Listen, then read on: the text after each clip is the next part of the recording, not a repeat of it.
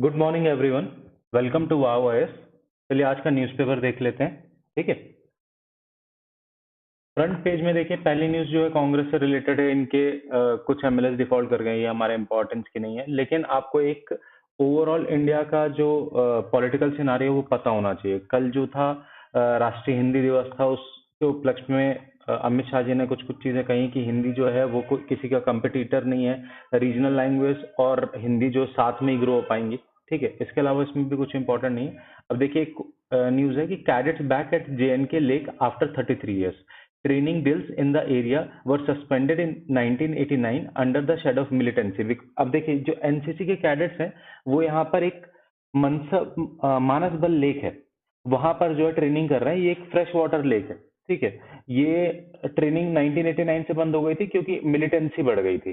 तो अब इससे क्या टेकआउट है हमारा? एक तो वहां पर देखिए पीस रीएस्टेब्लिश हो रहा है जम्मू एंड कश्मीर में, एक इंपॉर्टेंट चीज है।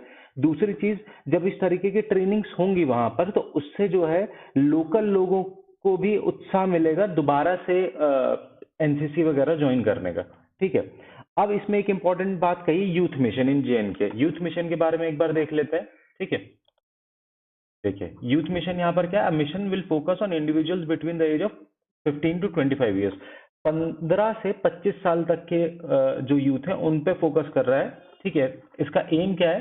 To effectively support and encourage youth individuals in fulfilling their potential and aspiration.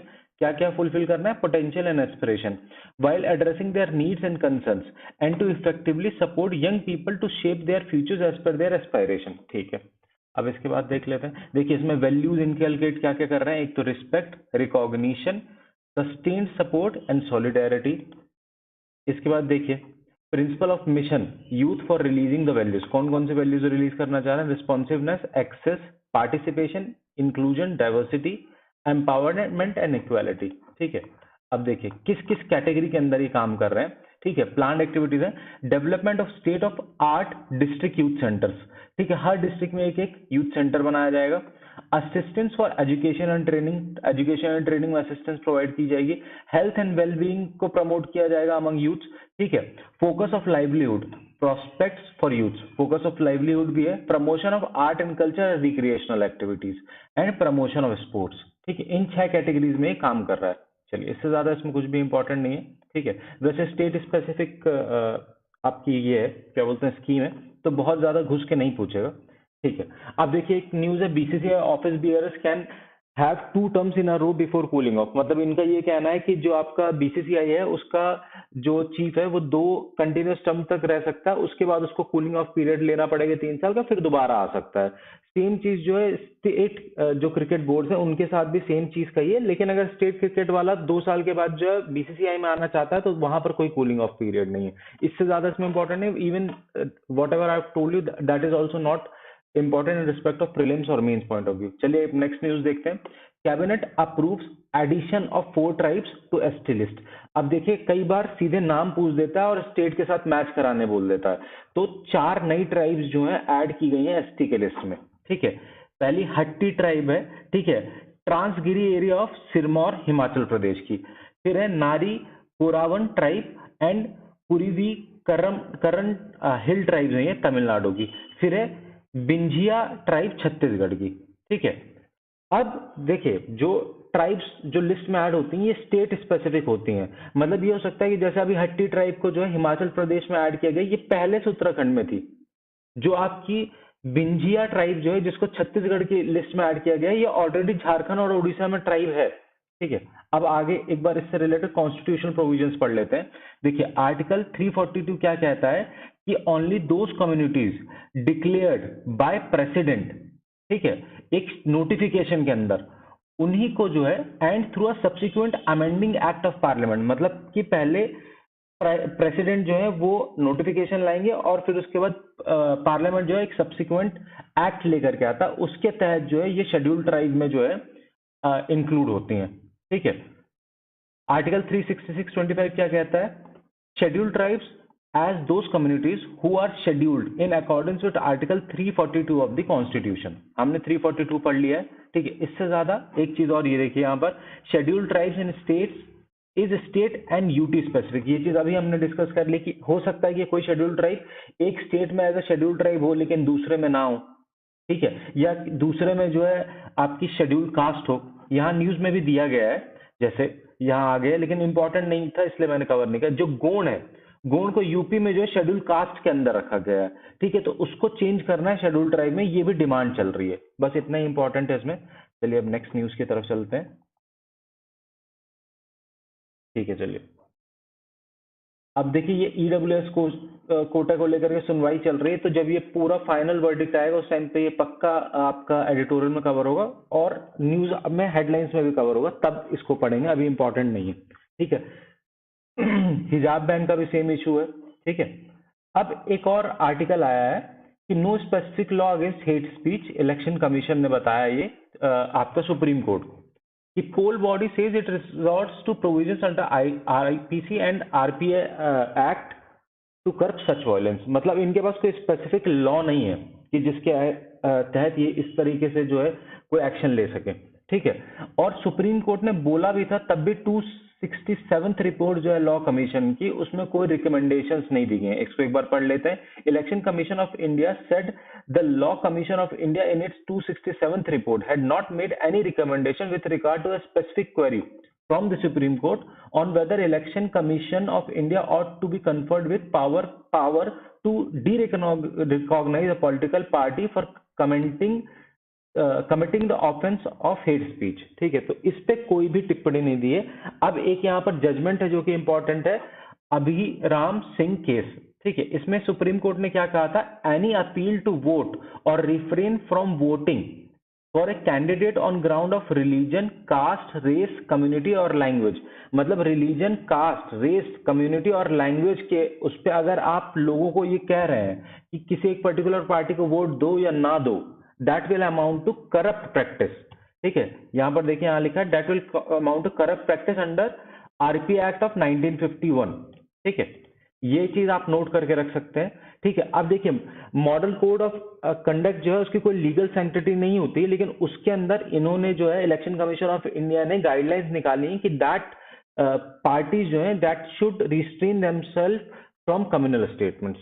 इस न्यूज में इतना ही इंपॉर्टेंट है, इसके अलावा कुछ भी इंपॉर्टेंट नहीं। कि देखिए F-16 का इशू जो है इंडिया ने फाइनली उठाया यूएस के साथ, ठीक है। पिछले 3-4 दिन से ये न्यूज आ रही थी कि यूएस ने जो है 450 मिलियंस का सस्टेनेंस पैकेज दिया है F-16 के लिए, जिसमें यूएस ये कह रहा है कि हम नए प्लेन्स नहीं दे रहे हैं, जो पुराने उनको मेंटेन करेंगे बस, ठीक है। लेकिन ये इंडिया जो है अपना कंसर्न दिखा रहा है कि भाई वो ऑलरेडी टेररिज्म को सपोर्ट करता है और आप उसको जो है इस तरीके की हाई ग्रेडेड एयरक्राफ्ट वगैरह प्रोवाइड कर रहे हैं, ठीक है।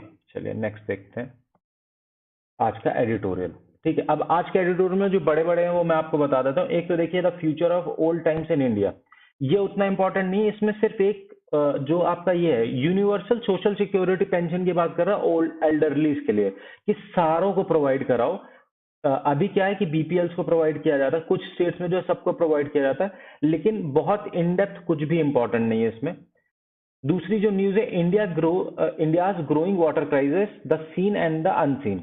अब देखिए ये इसमें क्या कहना चाह रहे हैं कि जो अर्बन एरियाज हैं वहां पर पानी की स्कैर्सिटी बढ़ रही है, और वहां की पानी की स्कैर्सिटी को फुलफिल करने के लिए रूरल वाटर जो है वो डिप्लॉय कराया जा रहा है। इनका ये कहना है कि जब सिटी बढ़ती है तो पहले तो ग्राउंड वाटर से पानी लिया जाता है, जब सिटी थोड़ी और बढ़ती है तो सरफेस वाटर की तरफ मूव किया जाता है, एंड ड्यूरिंग दैट टाइम जो उसका पेरिफेरल एरिया होता है, क्योंकि वहां पर सरफेस वाटर नहीं पहुंचाया जा सकता, वो ग्राउंड वाटर यूज करते हैं, तो उसकी वजह से ग्राउंड वाटर रिचार्ज भी कम हो जाता है और ओवरऑल एक्सट्रैक्शन बढ़ जाता है, तो ग्राउंड वाटर लेवल जो है वो डाउन होने लग जाता है। अब सरफेस वाटर भी जो लिमिटेड एरियाज होते हैं, जैसे लेक्स हैं, पॉन्ड्स हैं, उनका लिमिटेड यूज हो पाता है।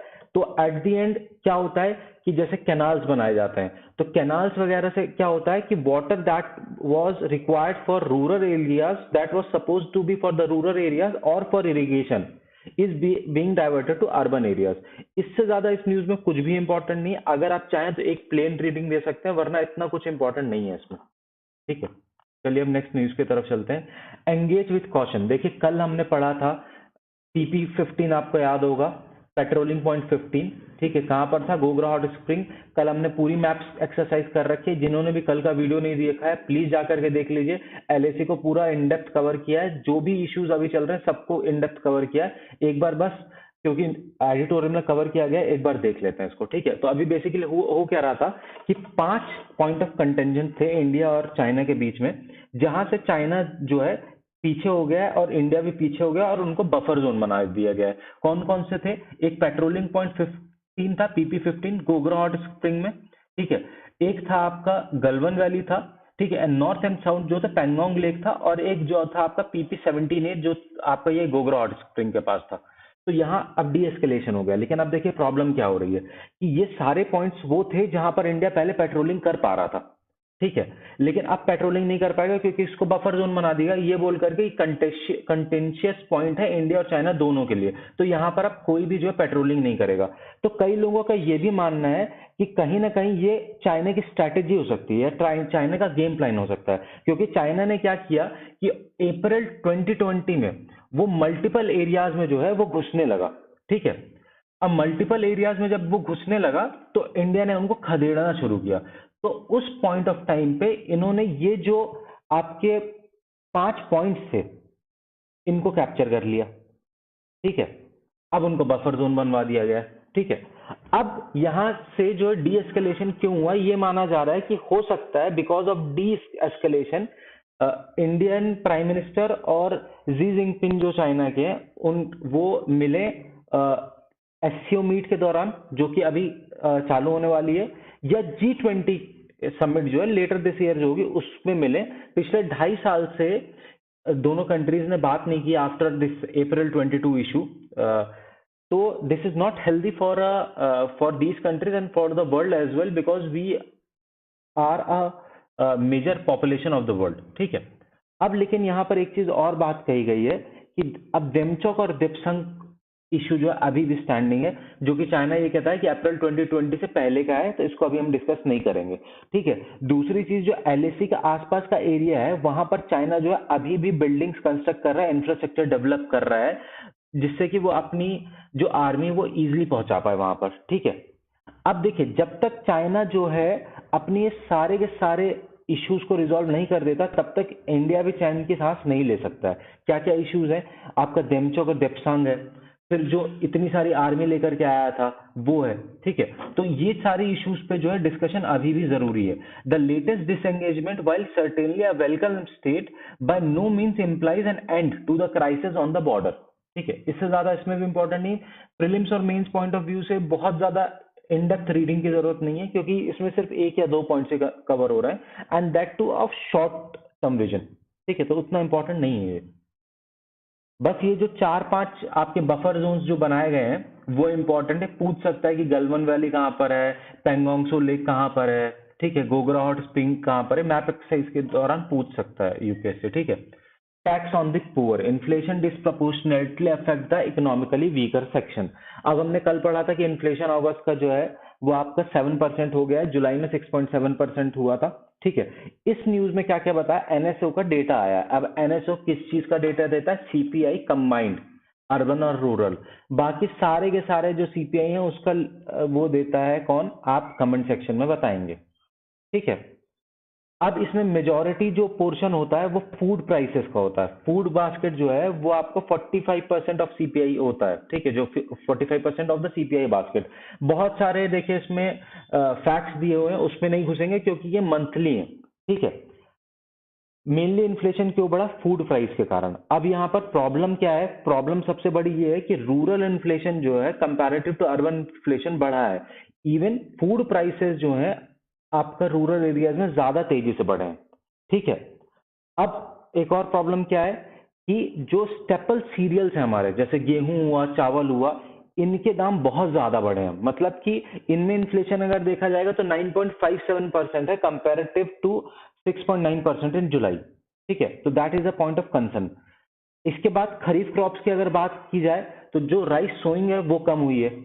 दूसरी चीज जो है मॉनसून स्पोरेडिक हो रखा है, उसकी वजह से जो क्रॉप प्रोडक्शन है वो कम होगा, ठीक है। उसके कारण इन्फ्लेशन और ज्यादा बढ़ सकता है। अब सेंटर क्या इनिशिएटिव्स ले रहे हैं इसके लिए? सेंटर ने नॉन बासमती राइस जो है उसका जो एक्सपोर्ट है वो कम कर दिया है और टैरिफ्स बढ़ा दिए हैं एक्सपोर्ट पे, तो एक्सपोर्ट नहीं होगा, लेकिन इससे बहुत ज्यादा फायदा नहीं हो रहा है। अब देखिए आगे चलते हैं, आगे क्या क्या इश्यूज हैं। अब प्रॉब्लम सिर्फ और सिर्फ फूड की नहीं है, मतलब सिर्फ स्टेपल सीरियल्स की नहीं है। देखिए जो 8 आउट ऑफ 12 फूड आइटम्स हैं that combine to constitute the food and beverages category of CPI, इन सब में जो है इन्फ्लेशन आ रहा है। वेजिटेबल्स में 13.2% year on year and 2.5% month on month. Dairy products में 6.39 है, ठीक है, जो कि बहुत बड़ा इशू है। और इसकी वजह से फाइनेंशियल जो आपका इन्फ्लेशन है और तेजी से बढ़ सकता है, ठीक है। अब फाइनेंस मिनिस्ट्री का क्या कहना है कि बहुत छोटा सा राइज है, क्योंकि पहले जो था आपका 6.7 था, अब जो है तुम्हारा 7% होगा, लेकिन इशू ये है for past 8 months it's above the targeted 6%, ठीक है। और दूसरी चीज मिनिस्ट्री का ये कहना है कि फूड और जो आपका ऑयल है, फ्यूल प्राइस भी जो है वो बढ़े हैं रिसेंट में। क्यों बढ़े हैं? यूक्रेन और रशिया वॉर की वजह से। तो ये दोनों जो है ये ट्रांजिएंट कंपोनेंट्स है, मतलब कि ओवर द टाइम जो है कम हो जाएगा, ठीक है। फिर आपका देखिए अभी रिसेंट टाइम में क्या हुआ, क्योंकि अब कोविड के इम्पैक्ट्स नॉर्मलाइज हो रहे हैं, इसलिए जो सर्विस कैटेगरी है उसमें भी डिमांड बढ़ी। कौन कौन सी सर्विस कैटेगरी है? देखिए यहाँ पर मेंशन है housing, health, education, recreation, personal care, ठीक है। इनके प्राइस भी इसलिए बढ़े क्योंकि डिमांड बढ़ी है, लेकिन यहाँ पर कंसर्न ये है कि ज्यादा तेजी से अगर डिमांड बढ़ेगी तो डिप्रेशन इन कंजम्पशन आ सकता है, ठीक है। That is not good for the sectors, ठीक है। अब यहाँ पर एक कमेंट लिखा है that is useful and that can be use as a conclusion in multiple mains answer writing, ठीक है। Containing the build up of price pressure is the best anti-poverty program as the poor have no hedge against the inflation। मतलब अगर poors का आपको भला करना है तो आपको प्राइस राइज को कंट्रोल करना पड़ेगा। Price rise is the best measure to control poverty, ठीक है। अदरवाइज अगर इन्फ्लेशन बढ़ता जाएगा तो गरीब और गरीब होता जाएगा, क्योंकि उसकी परचेजिंग पावर जो है कम होती जाएगी, ठीक है।